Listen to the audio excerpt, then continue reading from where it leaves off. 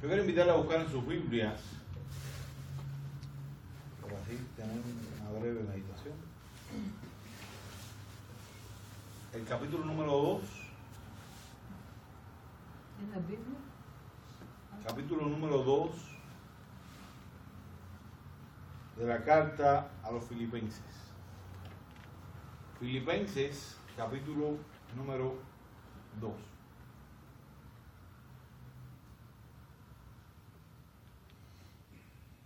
Versículos del 5 al 11.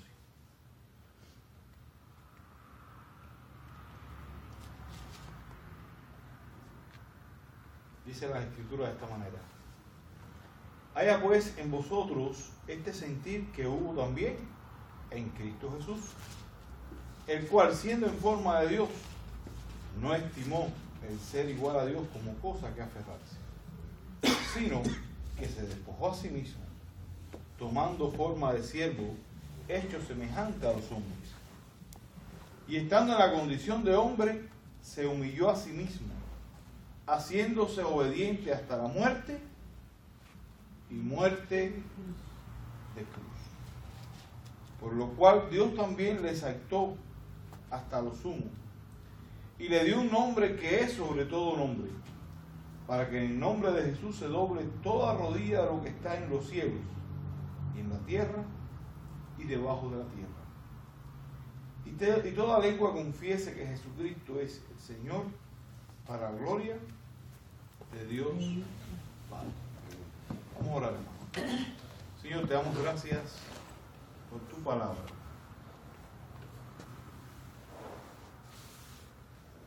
Gracias, buen Dios, por enviar a tu Hijo Jesucristo. Sin nosotros merecerlo, Él fue a la cruz y ocupó nuestro lugar, Señor. Te damos gloria y alabanza porque en tu palabra nos revela la obra de tu Hijo. Bendícenos y ayúdanos a meditar en ella, Señor, con integridad. Y más que nada, Padre, poder meditar de manera tal que nuestros corazones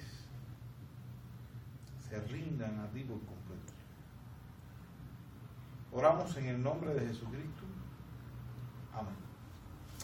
Bien, hermano, es interesante como el apóstol Pablo le escribe a los filipenses, y este capítulo número 2 de alguna manera expone, ¿verdad?, lo que es la humillación y exaltación de nuestro Señor Jesucristo, y expresa el sentir que tiene que haber también en el pueblo de Dios. Fíjense que el versículo 5 comienza de esta manera: haya pues en vosotros este sentir que hubo en Cristo Jesús.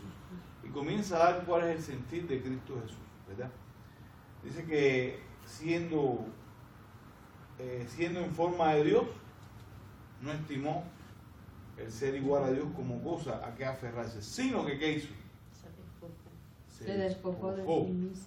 Se despojó de sí mismo, ¿verdad?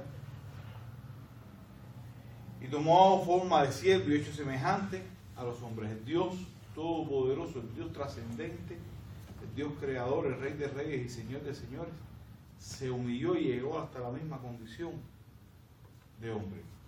Y ahí que Pablo le hace toda una explicación, ¿verdad?, hasta dónde llegó su obediencia, que fue hasta la muerte. ¿Y muerte de qué? De cruz. Ahora, en esa condición también Dios, ¿qué hizo? Le exaltó ¿hasta qué punto? Hasta lo sumo, hasta el lugar más alto. Y le dio un nombre que es sobre todo nombre. Y la idea, hermanos, que cada uno de nosotros tenemos que justamente procurar tener el sentir de Cristo Jesús en nuestras vidas. Procurar ser como Él, aprender a humillarnos para que después Dios nos dé siempre. Yo quiero invitarle, hermanos, a buscar en nuestro material, porque vamos a estar estudiando la asignatura, o sea, la doctrina que conocemos como Cristología, ¿verdad? Es la doctrina que de alguna manera refleja o estudia a la persona de Jesucristo. Estamos ya cerca.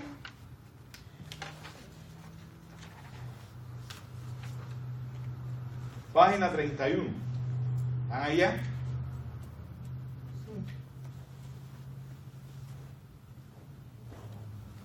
Y hoy vamos a estar tratando muy superficialmente, es la palabra que podemos usar. No vamos a introducirnos tanto dentro de la doctrina, sino vamos a dar simplemente algunos detalles. Pero sí vamos a estar hablando acerca de la preexistencia de Cristo. Vamos a estar hablando de su naturaleza. Vamos a estar hablando de su encarnación, de sus dos naturalezas. Vamos a verlo a él como el hacedor de milagros, o sea, el hacedor de maravillas, y el gran maestro y los dos estados antagónicos, así como los tres oficios de Cristo. O sea, si se dan cuenta, vamos a estar manejando ¿qué cosa? Bastante información, ¿sí o no? ¿Verdad? Y vamos a comenzar con la preexistencia antes de su encarnación. ¿Qué significa la preexistencia de Cristo? ¿Qué es antes? ¿Qué es antes? Ajá. Antes de existir. Correcto.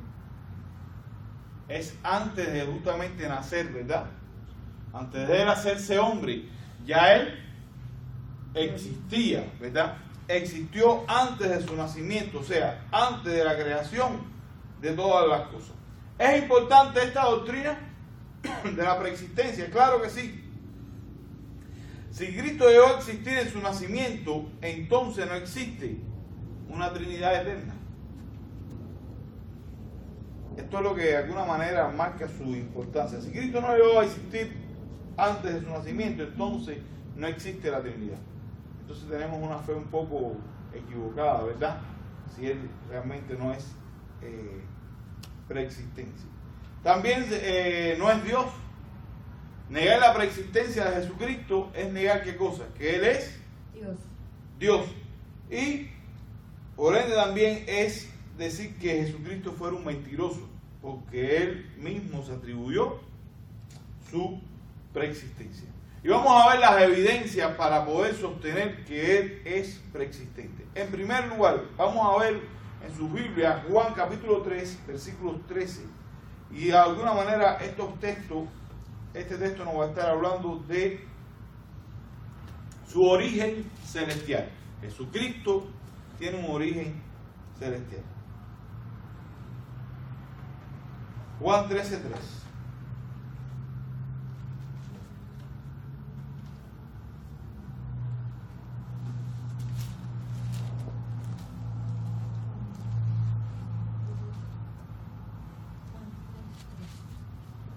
¿Lo tienen? Amén. Por favor, aquí un hermano que lo lee. Sabiendo Jesús que el Padre le había dado todas las cosas en las manos y que había salido de Dios y a Dios iba. Correcto. Versículo 31. ¿Qué dice? Este mismo capítulo 3. Entonces, cuando hubo salido, dijo Jesús: ahora es glorificado el Hijo del Hombre, y Dios es glorificado en él. Dice que ahora, el primero dice que Jesús sabía qué cosa. De su propio origen. ¿Verdad? ¿Cómo es que dice el versículo 3? Por favor, pues van a leerlo. Sabiendo Jesús que el Padre le había dado todas las cosas en las manos y que había salido de Dios y a Dios iba. Correcto. Dice, sabiendo que el Padre le había dado todas las cosas y había salido de Dios y a Dios iba. Y también habla acerca de la glorificación justamente de él en el versículo 31. Por lo tanto, podemos hablar de que Jesucristo viene, o sea, la persona de Jesucristo tiene, no quizás el origen, porque sí que tiene un origen de alguna manera expresa, que tiene un comienzo, ¿no? Sino que más bien Él es eterno. Ahí entró la hermana Carmen a todo tren. El carro brincó y todo. Discúlpame, Sí, hermano. ¿Qué versículo estábamos leyendo? Juan, capítulo 3. Capítulo 13. Sí, es que dijo 13 primero. Juan 3:13. No, fue No, dijo 13, sí, 3. estábamos en el 3:13, no, el 3:13 3:13, hermano. es diferente. Sorry. Juan 3:13. Por favor. A ver. 13. Ruth. Nadie subió así al cielo, sino el que descendió del cielo, el Hijo del Hombre que está en el cielo. Amén. Amén. Y el 31 dice, el que de arriba viene es sobre todos, el que es de la tierra es terrenal, y las cosas terrenales habla. El que viene del cielo es sobre todos. Amén. Coincidentemente, de alguna manera, ambos textos funcionan. ¿Ah? O sea, no hay coincidencia. Pero bueno, estos textos que así lo dejan un poco más de manifiesto justamente que Jesucristo viene ¿de dónde? Del cielo, ¿verdad? Él es celestial. Su obra como creador, hablamos, esta es otra de las evidencias de su preexistencia. Él es el creador. Juan capítulo 1, versículo número 13, estuvimos hablando el domingo. ¿Sí? ¿Qué dice Juan 1:13? Juan 1:3. Sí, por favor. Todas las cosas por Él fueron hechas, y sin Él nada de lo que ha sido hecho fue hecho. Todas las cosas por Él fueron Hechas. hechas. Colosenses 1:16, otro texto bien interesante.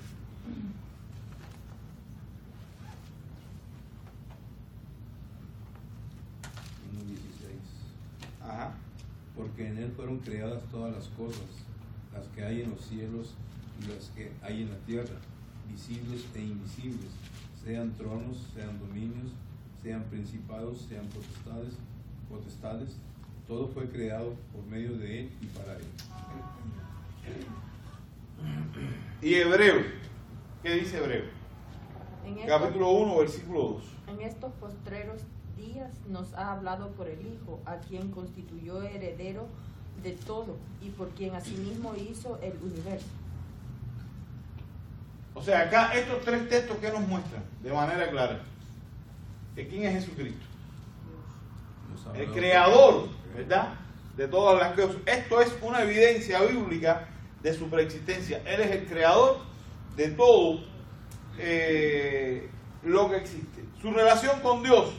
O sea, vamos para otra de las evidencias. Vamos a ver su relación con Dios, ¿verdad? Lo primero que podemos ver según Juan 20. Juan capítulo 20, versículo número 30. Hizo además Jesús muchas otras señales en presencia de sus discípulos, las cuales no están escritas en este libro. Estoy viendo. Sí. Aquí está hablando de la igualdad con Dios. Atención, señores pasajeros, en este momento no. Déjenme bajar el volumen. Pueden tomar un break de 5 minutos.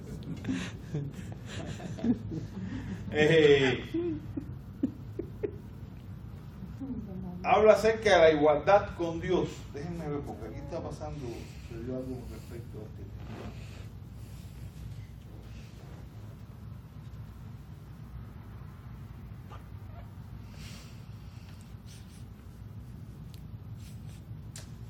Ya, versículo no es el 30, 28. Es cuando Tomás hace una declaración interesante.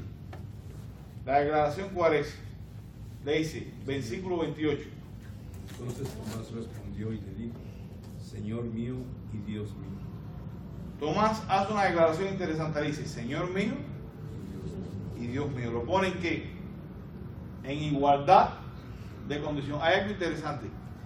Cuando usted le cita este texto, por ejemplo, digamos a un testigo de Jehová, ¿sabe lo que hace el testigo de Jehová? Le dice, no, aquí es Jesús lo que dijo esto.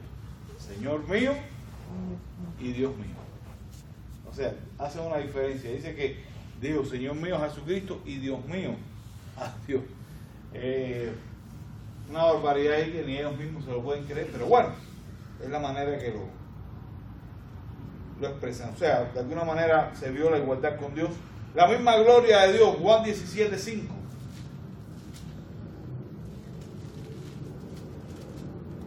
¿Qué dice Juan 17:5? Ahora pues, Padre, glorifícame tú al lado tuyo con aquella gloria que tuve contigo antes que el mundo fuese. ¿Cuál gloria? La misma que tuvo con Dios. ¿Cuándo? Antes de la creación. Antes de la creación, incluso del mundo. O sea, tiene la misma gloria de Dios. La misma naturaleza, lo acabamos de leer, Filipenses, capítulo 2, versículo número 6. Siendo en forma de Dios, no escatimó el ser igual a Dios. ¿Verdad? Esto, de alguna manera, son evidencias. Vamos a los atributos. Jesús tiene una serie de atributos también, Colosenses 2.6, ¿verdad? Y muchos otros atributos que ustedes van a estar encontrando ahora más adelante en todo su material. Lo otro que de alguna manera expresa la preexistencia de Jesucristo es la eternidad de Cristo. Él es eterno. ¿Qué significa eterno? Fíjense, no podemos confundir preexistencia con eternidad. ¿Qué es eternidad y qué es preexistencia?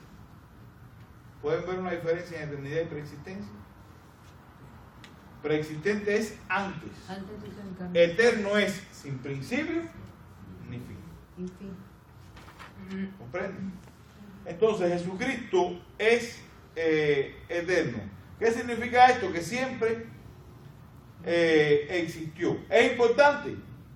Claro que es importante su ¿cómo se llama? Su eternidad. La misma importancia que estuvimos hablando ahora en la preexistencia. No existe una Trinidad, no existe una deidad total, de lo contrario le hubiera mentido. Y ahí están las evidencias. Ustedes tienen toda una serie de textos que vamos a tener que ir avanzando. Hebreos capítulo 1, versículo 3, Miqueas 5:2, Habacuc 1:12, Isaías 9:6, ¿verdad? Ahí también podemos encontrar estas evidencias en Juan 8:58. Y el mismo Juan declara en Juan 1:1 que Él es, ¿qué cosa? Dios. ¿Se acuerdan de Juan 1:1? ¿Qué dice? A ver quién se acuerda. En el principio. En el principio Era el verbo. Era el verbo y el verbo era era con Dios. Dios. Y el verbo era Dios. El verbo era Dios. Ahora, la pregunta que le voy a hacer: ¿qué hacía Cristo antes de la creación? ¿Qué hacía antes? No lo dice la misma. Antes de su nacimiento. No lo dice la misma palabra. Déjeme reformular la pregunta. Antes de su encarnación, o sea, antes de su nacimiento, ¿qué hacía Cristo? Dice la Biblia que él era el verbo. O sea, es la palabra de Dios. Es a lo mejor. Él era el verbo. Antes de él ser encarnado, ¿qué hacía? Lo acabamos de ver ahora. Creaba. Era el creador.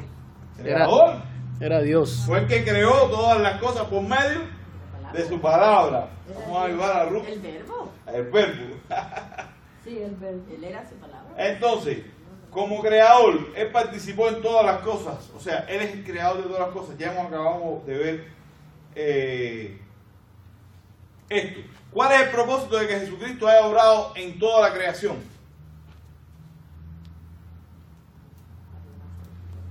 ¿Para qué? Alabanza de su gloria. Todo lo hizo por él. ¿Y para qué? Y para él. Eso nunca podemos perderlo de vista, hermano. Esas son las cosas más preocupantes que a mi criterio existen en el evangelio de hoy en día. Hoy en día se predica un evangelio centrado en el hombre, es decir, antropológico, que lo más importante es el hombre. El evangelio de Jesucristo está centrado en la gloria de Dios, no es en el hombre. Muchas veces que nos dicen el mensaje de toda la Biblia es la salvación del hombre. El mensaje, lo que más le interesa a Dios es su propia gloria. Hemos sido salvos para la gloria de Dios. ¿Ok?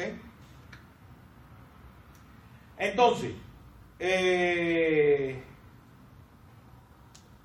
podemos encontrar otro aspecto interesante con respecto a la persona de Jesucristo, que él muchas veces aparece como, o se identifica como el ángel de ¿quién? Jehová. De Jehová, ¿verdad? En Génesis 16, del 7 al 14, lo vamos a encontrar ahí. Y así, en más de una ocasión se identifica con él. Ahora, en su encarnación, el significado de su encarnación, tomó la humanidad, no la poseía, sino tomó la humanidad, no la poseía, y también fue sin qué, sin pecado. Y eso es algo que no podemos perder tampoco de vista, porque hay veces que decimos, no, si todos pecaron y Jesús fue humano, ¿cómo es posible? Él es hombre, pero sin qué, sin pecado. No había una naturaleza pecaminosa en él. ¿Habían predicciones de su nacimiento?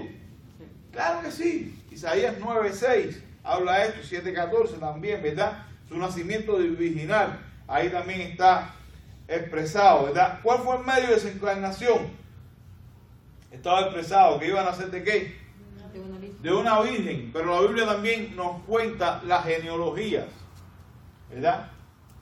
Las genealogías de alguna manera demuestran quién era Jesús. Ahora, ¿cuál es el propósito de la encarnación? ¿Cuál es el propósito de la encarnación? En primer lugar, revelarnos ¿a quién? A Dios. A Dios. Revelarnos a Dios. Darnos a conocer a Dios. No hay otra manera de conocer a Dios si no es a través de Jesucristo. Y esas son cosas que ustedes, estoy convencido que lo saben, ¿verdad? Revelarnos a Dios. Para proveer un ejemplo, ¿para quién? Para nuestras vidas también. Jesús es nuestro máximo ejemplo. Por eso es que el apóstol Pablo decía que nuestra mirada tiene que estar puesta en ¿qué? En Cristo. Nuestra mirada no puede estar puesta ni en el pastor, ni en el líder, ni en nadie, ningún humano. Nuestra mirada tiene que estar puesta en Cristo. Él es el ejemplo a seguir. Él es nuestro paradigma. Él es nuestro máxima a llegar, ¿verdad? Y de alguna manera se recoge un ejemplo de cómo poder vivir. Y por eso es que en Filipenses dice, allá pues en vosotros, este sentir que hubo en Cristo Jesús. ¿Es un problema de la iglesia actual eso? Claro. La iglesia actual no quiere llevar la cruz. Quiere que la cruz lo lleve a él. Sí. No quieren llevar el sacrificio por Cristo. Quieren solamente que el Cristo se esté sacrificando por ellos. No quieren vivir la vida cristiana acorde a los principios. No quieren renunciar a sus comodidades. Nosotros tenemos que aprender a vivir diferente. Hermano, yo he escuchado varias interpretaciones, varias interpretaciones de que dice en la Biblia, toma tu cruz y sígueme. Mucha gente me ha preguntado a mí qué es eso. Y ellos me han dado una versión y yo he escuchado diferentes versiones. Yo quisiera que usted me dijera qué en realidad qué es. Bueno, yo no puedo darte al 100%, ¿no? Yo lo percibo de esta manera. Jesús, en muchas ocasiones, cuando venían sus seguidores, las personas que le venían siguiendo, en un momento le preguntan, queremos seguirte, Señor. Y él le dijo, el Hijo del Hombre no tiene ni dónde recostar la cabeza. Si alguno quiere venir en pos de mí, tome su cruz y sígame. Tomar la cruz significa negarse a sí mismo. Correcto. E imitar a Jesús. Dejar todo atrás. Esa es la cruz. Tomar su cruz es tomar la cruz de Cristo. Así es como yo lo veo. La versión que a mí me han dado, que me han dicho, inclusive lo he escuchado de varios pastores, que dicen que, por ejemplo, si tienes un hijo enfermo, que está paralítico, esa es la cruz para esa persona. Esta es mi cruz, no es creo lo que tengo que llevar todo. Y no es cierto, no, eso no es. No. Siempre en el contexto cuando Jesús utiliza ese tomar la cruz, siempre está en el contexto de seguirla a él. Sí. Fíjense para que usted vea en todos los pasajes donde se encuentra está seguirlo a él. ¿Verdad? Por eso Pablo, por ejemplo, ahora le doy la palabra. Pablo, por ejemplo, decía, en mi cuerpo tengo las marcas de la cruz.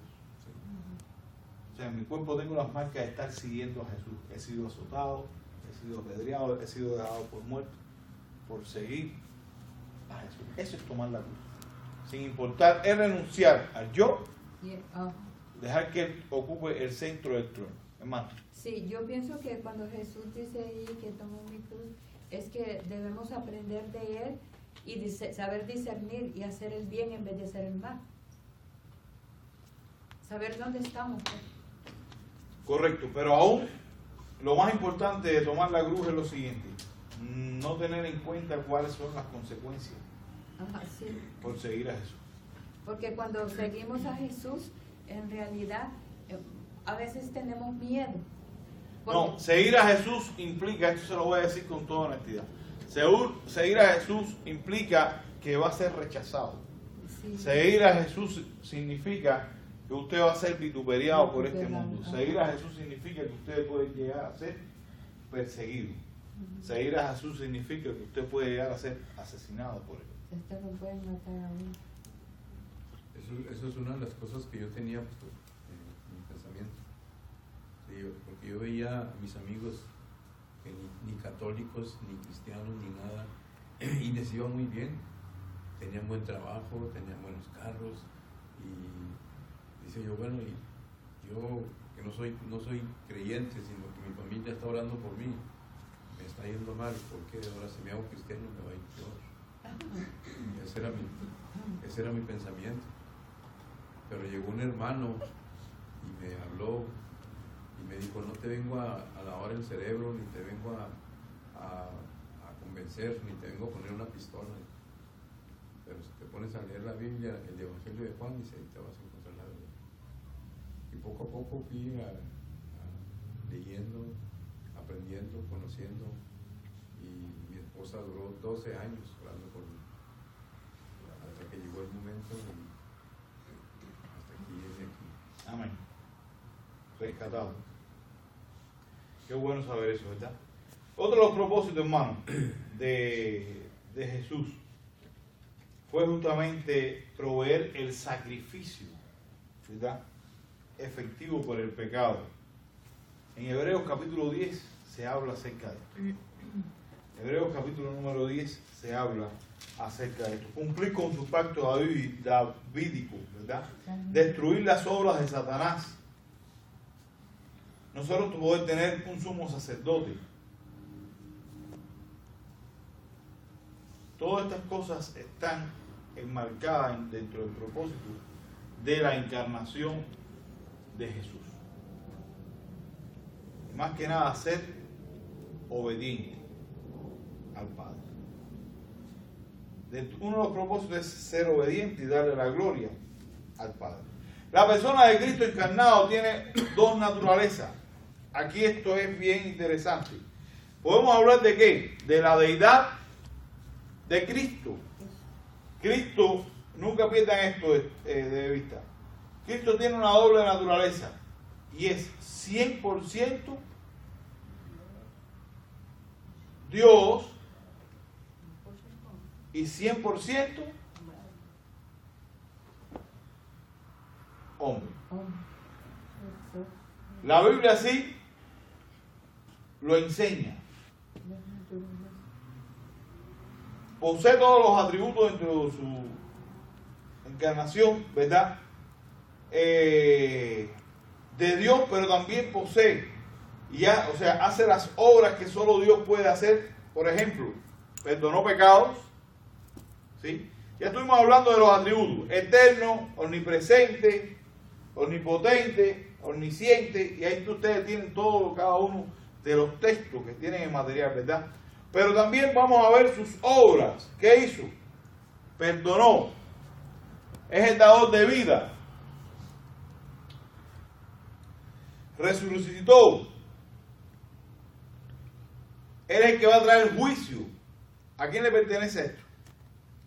A Dios. ¿Correcto? ¿Sí o no? ¿Cuáles son los nombres o títulos? También declaran que Él es Dios, ¿verdad? Primero lo te llaman como ¿qué? Como Hijo de Dios. También vamos a encontrar los títulos de Señor y Dios, ¿verdad? recibió culto también. Todo esto de alguna manera nos invoca a poder afirmar sin ningún tipo de equivocación de que Jesucristo es Dios. Jesucristo es Dios 100%. Su perfecta humanidad. O sea, ya hemos visto, y ahí ustedes tienen cada uno de los textos, porque hermano, si empezamos a ir buscando cada uno de los textos, si se dan cuenta no vamos a salir de aquí en largo. Me gustaría que ustedes pudieran leer con calma después todo este material y irlo cotejando con las escrituras. ¿Ok? Ahí ustedes tienen los textos, ustedes van a ir leyendo. Su perfecta humanidad. Podemos hablar que Jesucristo era hombre, ¿por qué? Porque Nació de una Nació de mujer, tuvo un cuerpo, ¿sí? humano. ¿Qué más? Anduvo con los discípulos. Sintió, tuvo características de un ser humano, ¿verdad? Se relacionó con los humanos. Hambre, sed, se cansó, experimentó amor, lloró, fue probado, trabajó, se cansó. fue amado por nombres humanos, tuvo un nombre humano. O sea, todas las cosas que nos llevan a afirmar que Jesucristo era un hombre. Ya vimos que era 100% Dios, pero que a su vez también era 100% hombre. Qué privilegio. Sí, esto nada más lo puede hacer él. Sí, es cierto. ¿Verdad? Este concepto de la unión es difícil de comprender realmente cuando uno trata de pensar, ¿verdad? La persona de Cristo encarnada retuvo el complejo total de los atributos divinos y humanos, y por eso es una persona con dos naturalezas. El hacedor de maravillas, ¿verdad? Ahí estamos hablando de todas sus obras. Hermano, cuando vemos la historia de la Biblia vamos a encontrar cada uno de los milagros de Jesús, ¿sí? Su naturaleza, todas las cosas que él fue haciendo, y la manera en que de alguna manera mostró al mundo quién era por medio de sus obras. Dice que el otro aspecto que podemos ver ahí es el enseñador de la verdad de Dios. O sea, enseñaba y revelaba ¿a quién? A Dios. La Biblia está llena de esto. Cuando usted va, por ejemplo, al Sermón del Monte, ¿qué nos muestra el Sermón del Monte? Cómo nosotros realmente tenemos que vivir en este mundo. O sea, cómo es que Dios espera que nosotros, y Jesús es quien nos va revelando justamente el carácter, ¿verdad? Son principios vitales para el cristianismo. Dio enseñanzas específicas, habló acerca del amor de Dios, habló acerca del juicio, habló acerca y mostró o reveló de alguna manera el carácter de Dios, reveló el carácter de Dios. El otro aspecto, sus dos estados antagónicos. ¿Qué cosas son los dos estados antagónicos? ¿Qué significa antagónicos?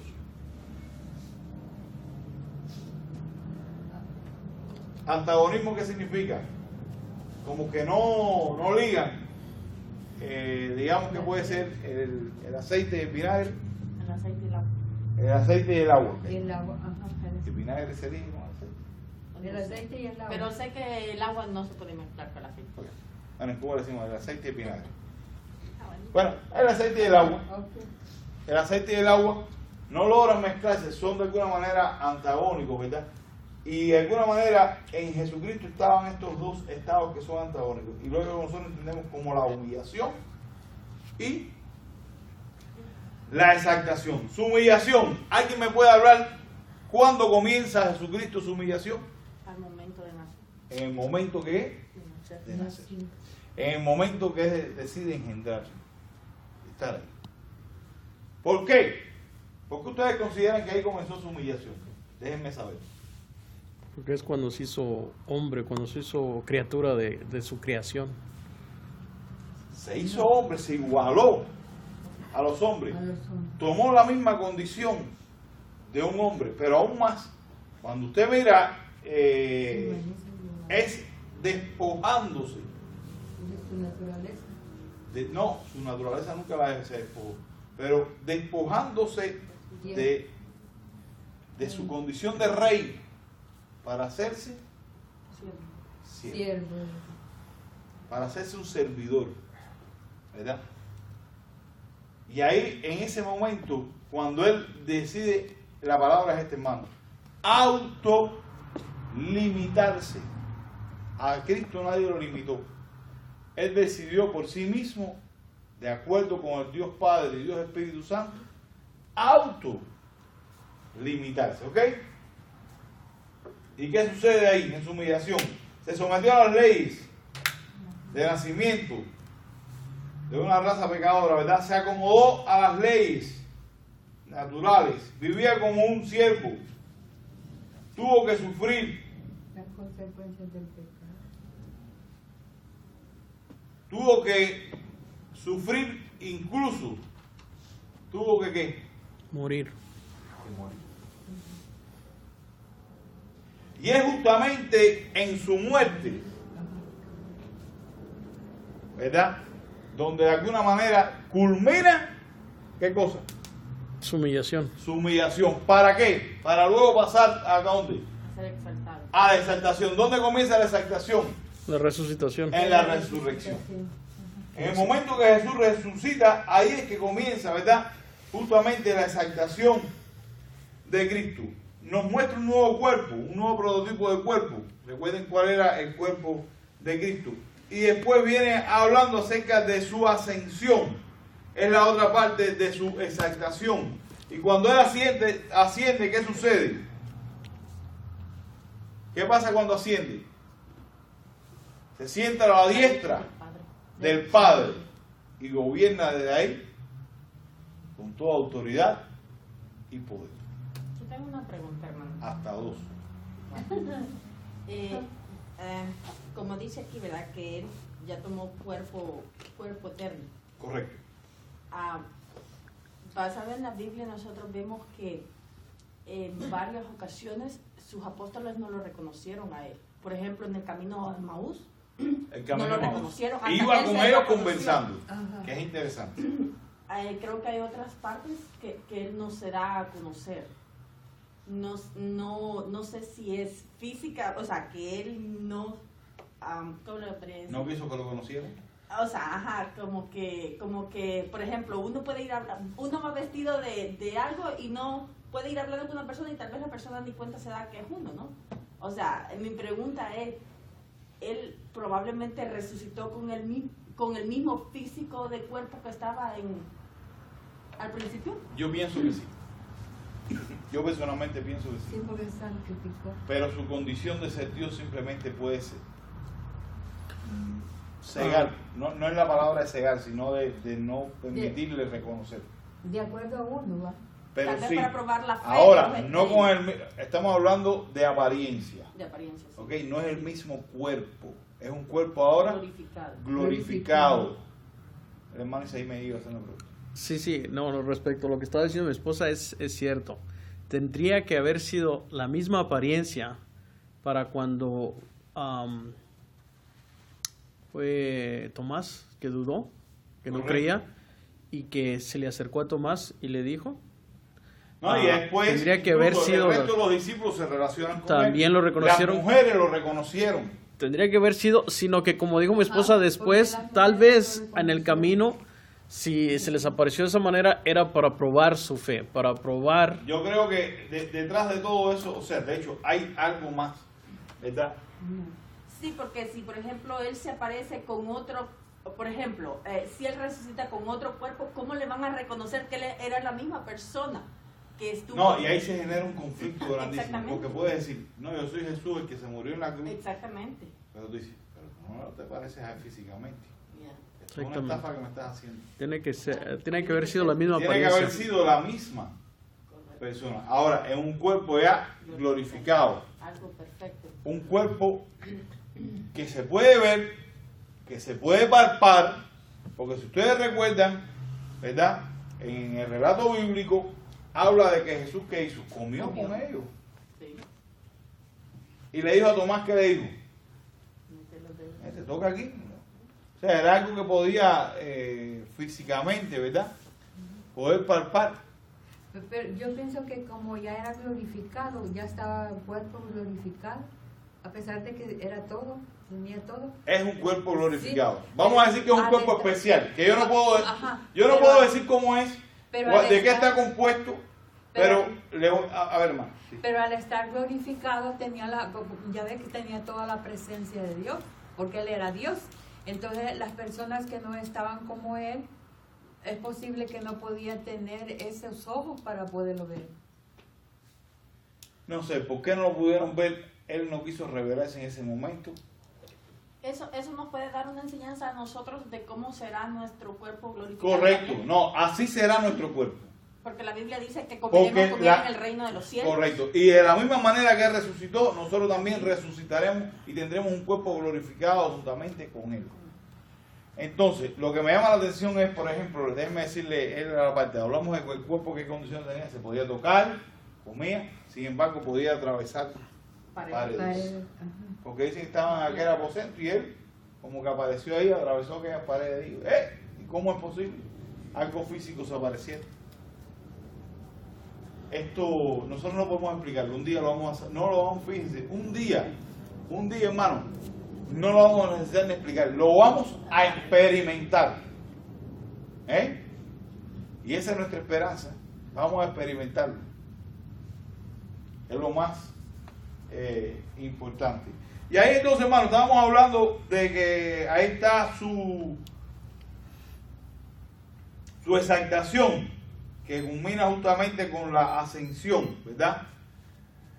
Es importante porque ahí es donde comienza su ascensión, trae consigo el comienzo del ministerio de qué? El ministerio de los apóstoles. Del Espíritu Santo.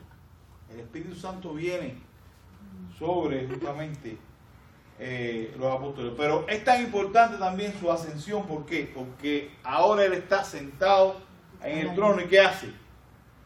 Intercede por nosotros. Ahora Jesucristo es nuestro gran sumo sacerdote. Él es el que está sentado ahí, ¿verdad? Intercediendo justamente por nosotros, ¿verdad? Con su cuerpo físico ahí, Él está representando a la raza humana. Hay una Él es el nuevo Adán. Una pregunta, hermano, que ¿Sí puedo? tal vez la entiendo, pero me gustaría entenderlo un poquito más. Oh. La Biblia dice, ¿no? Que él dijo, ¿no? Que era mejor para nosotros que Él no estuviera. Porque al estar Él, o sea, se lo estoy palabraseando porque no lo recuerdo bien el versículo, dice de que Él tiene que irse para que pueda, o sea, para que su espíritu pudiera venir. Porque estando Él no podría enviar su espíritu porque Él estaría en la tierra. Lo que yo quisiera es... No. O sea, Sí, no sí recuerdo podía. el texto. Lo que Texto. simplemente es el orden que ellos en la Santa Trinidad quisieron dar. Ahora, el Espíritu sí, ustedes vamos a encontrar, por ejemplo, en su bautismo, el Padre, el Hijo y el Espíritu Santo. El Espíritu Santo está presente aquí en la tierra. Sí, porque Él dice... Y vemos la obra del Espíritu, ¿verdad? Ahora, perdón, también la pregunta. No, porque Él dijo, os conviene que yo me vaya. ¿Por qué? Porque con la ascensión de Él intercede ante el Padre como sumo sacerdote. Su ministerio ya no está acá, sino que es de interceder. ¿Y qué hace? Deja al Espíritu como el Consolador. Y viene a comenzar el ministerio del Espíritu Santo. Es un ministerio que está presente hasta ahora. Eso es lo que no entendía muy bien. Porque Él dijo, aquí os conviene que yo me vaya, y habla del Consolador, ¿no? Y le mandaré- pero no ajá, entendía el yo por qué Consolador. si su presencia de Él no podía estar. Pero sí, ya me aclaró usted. Sí, poder sí puede. Simplemente estaba dentro de los planes divinos que fuera a moverse de esa, o sea, a suceder de esa manera, ¿verdad? Entonces, Jesús tendrá ministerio futuro, correcto, es para resucitar a quién, a los muertos, recompensará a las personas, juzgará y gobernará el mundo y toda su creación. De hecho, yo creo que Él gobierna. Yo personalmente creo que Él ya gobierna y reina como el Rey de Reyes. Es mi posición al respecto. Los tres oficios de Cristo. ¿Alguien sabe cuáles son los tres oficios de Cristo? Profeta, sacerdote. No recuerdo el otro. Rey de Reyes. Rey. El profeta, el sacerdote y el rey. Estos son tres oficios. Algo interesante. Si ustedes van a la Biblia, ustedes no van a encontrar ninguna persona que haya ejercido estos tres oficios. David. Y los que quisieron murieron. David, ¿qué era? Rey. Él era rey. Rey, ¿y qué más? Profeta. Profeta. Un profeta, porque de alguna manera Dios lo utilizó, ¿verdad?, para inspirar y escribir en las escrituras. Por ejemplo, Samuel, ¿era qué cosa? Un profeta. ¿Y qué más? Un sacerdote. Un sacerdote. ¿Se dan cuenta? Era un profeta y era un sacerdote. Y así usted va a encontrar en la Biblia que todos cumplían todas estas funciones, pero que en Cristo se cumplió en la función de profeta, el rey y el sacerdote. Ahora se cumplió, ¿verdad? Me gustaría escucharlo porque ustedes pueden asegurar de que Jesucristo era. Demuéstrenme que Jesucristo es el sacerdote. Porque él habló del reino. Sí. Pero puedo decir que es el profeta y no el sacerdote en ese caso.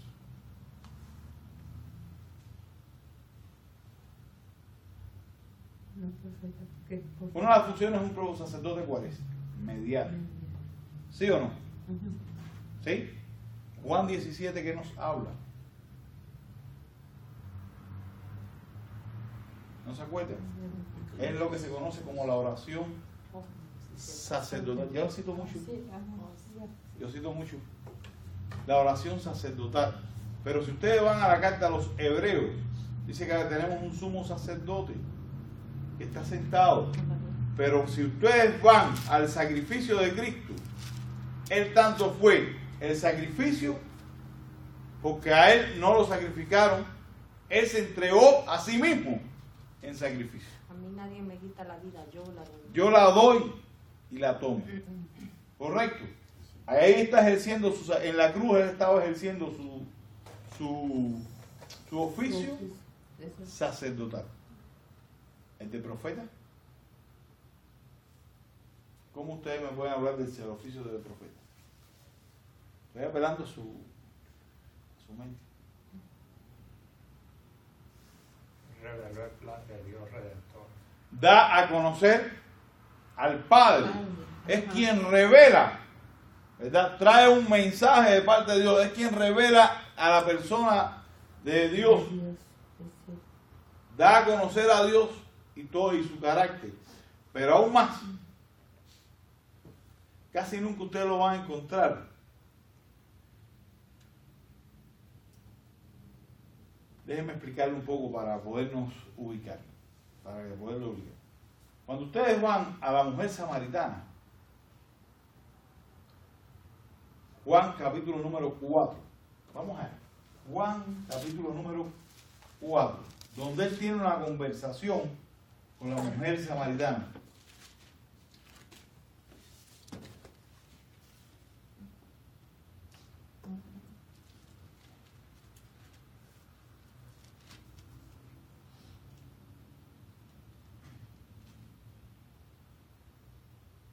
¿Estamos allá? Amén. Sí.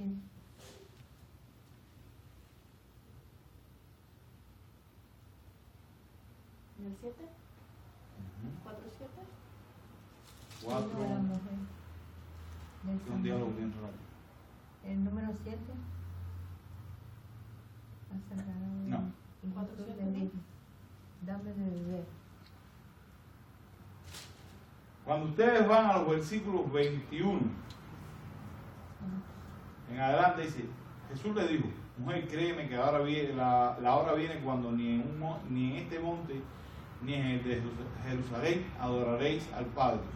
Vosotros adoráis lo que no sabéis, nosotros adoramos lo que sabemos, porque la salvación viene de los judíos. Mas la hora viene, y ahora es, cuando los verdaderos adoradores adorarán al Padre en espíritu y en verdad, porque también el Padre a tales adoradores buscarán que adoren.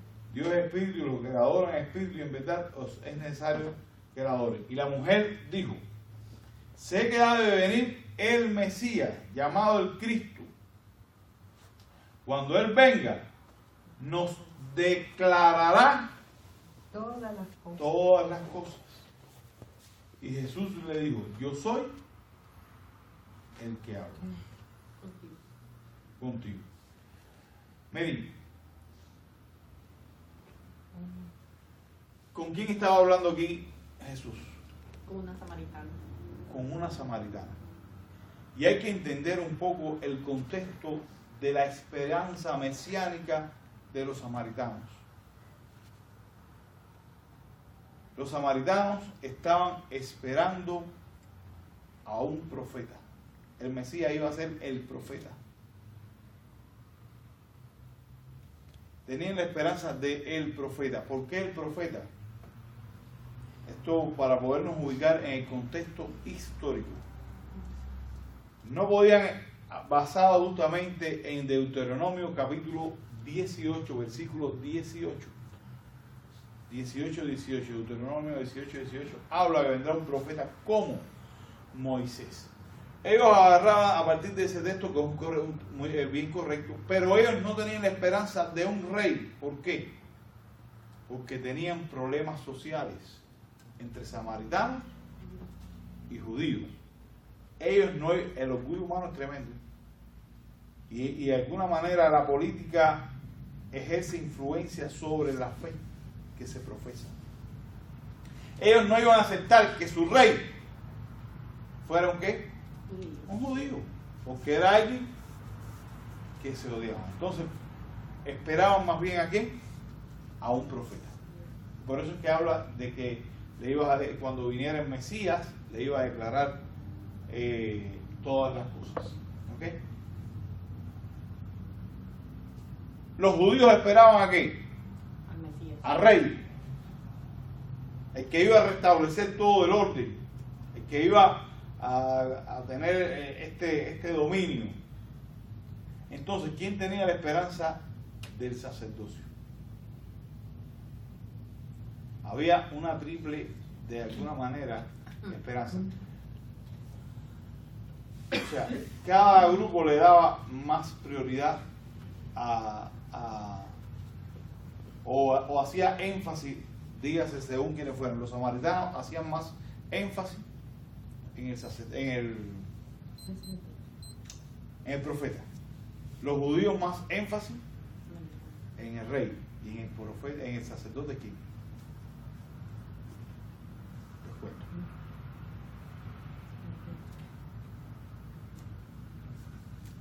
Ay, se me olvidó el verso. ¿Se acuerdan se acuerdan, no sé cómo se llama, Juan Bautista? ¿Verdad? ¿Han escuchado hablar de los esenios? ¿Quiénes eran los esenios? ¿Han escuchado hablar de los rollos del Qur'án? ¿No? ¿Quiénes eran los esenios? Los esenios eran un grupo que de alguna manera lo consideraban radicales, eran sacerdotes que simplemente se habían retirado y vivían en una comunidad independiente. ¿Qué sucedía con ellos? Ellos veían la corrupción del sacerdocio actual y ellos estaban esperando a un sacerdote que también era profeta. Y ese era también el rey. Ellos, de alguna manera, cuando yo estudié, yo hice mi tesis sobre los 3 oficios de Cristo en el seminario. Y lo que me llamó la atención, que aprendí muchísimo, es cómo estas personas que se creen que Juan el Bautista era un esenio. Se considera que algunos creen que era un esenio. Cómo ellos estaban esperando a ese sacerdote que iba a restaurar el sacerdocio. un nuevo sacerdocio, ¿verdad? Un sacerdocio sin corrupción. Recuerden que el sacerdocio en este tiempo, ¿cómo estaba? Deprobable, bien corrompido, ¿verdad? ¿Respondía a quién? ¿A los intereses de qué? ¿De la fe? Bajo ninguna circunstancia. Eso lo vemos aquí en la misma vida de Jesús. Respondía a los intereses del gobierno de Roma, del imperio romano. Entonces, mirándolo así, vamos a encontrar tres grupos que hacían énfasis: los esenios, los samaritanos y los judíos. Ahora, Jesucristo vino y todos estaban en lo correcto, todos esperaban tenían esa triple esperanza, pero de alguna manera uno hacía más énfasis que otro. Lo cierto es que en Cristo se cumplió que era el rey, el sacerdote y el profeta. Cada uno de estos tres oficios se cumplió en la persona de Jesucristo. Ustedes tienen, hermanos, los suficientes textos ahí, ¿verdad? Para poder después ir texto tras texto estudiando. Lo más importante, hermano, con respecto a todo lo que hemos estado hablando: Cristo vino a satisfacer toda la esperanza y toda la necesidad que tenía el ser humano. Era necesario que alguien se hiciera humano para poder resolver el asunto del pecado. En Cristo, en la encarnación de Cristo y con su ascensión, o sea, con su muerte y ascensión, el pecado entonces quedó como anulado. Ahora Él está sentado a la diestra del Padre y está reinando con toda autoridad y poder, mientras nosotros trabajamos en su reino. Estos solamente son detalles acerca de la cristología. La cristología es un tema bien amplio. Ahí ustedes tienen para ir estudiando y comenzar de alguna manera algunos apuntes personales, si es que se animan a hacerlo. Pero sí les animamos, hermanos, que podamos continuar, ¿verdad?, con cada uno de los estudios. No me a los hermanos, no sé qué pasó hoy. Hoy estuvo bien diezmada la tropa. Últimamente las tropas se nos están diezmando demasiado, creo.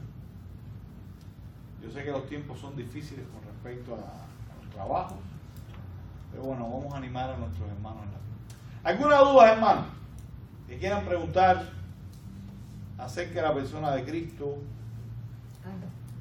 No, yo solamente estoy pensando que a veces desperdiciamos el tiempo no conociendo cómo es Jesús. Cuando logramos a conocerlo, qué privilegiados somos.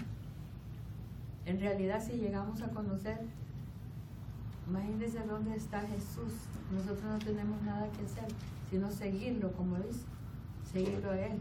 Muchas veces nos pasan cosas porque no tenemos la fe, porque no conocemos a Cristo. No conocemos lo que Él hace, cómo es Él, todo eso. Necesitamos meternos más en la palabra, seguirlo a Él, como dice Él, que lo sigamos. Y qué gran privilegio saber que somos hijos de Dios. Amén. Bien, hermano, la próxima semana, ¿de qué vamos a hablar? ¿Qué doctrina viene? Del Espíritu Santo. Vamos a estar hablando de la doctrina Del Espíritu. del Espíritu Santo. Hasta aquí, que el Señor nos bendiga.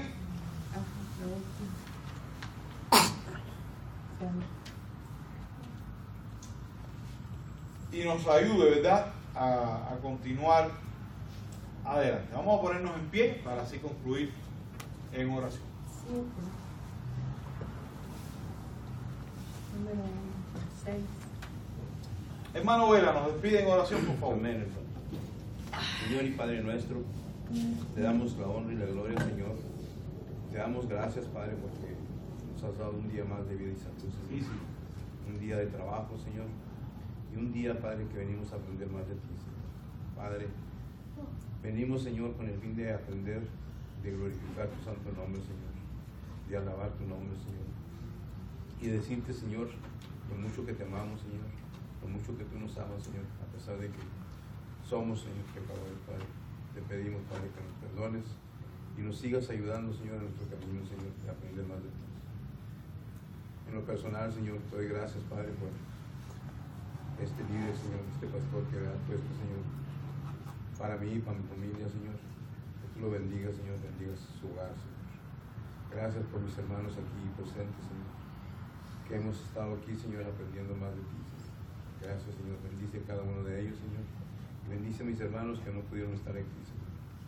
Yo te doy, Señor, la honra y la gloria para ti. Te doy gracias por todo en Cristo Jesús, Señor. Amén. Amén.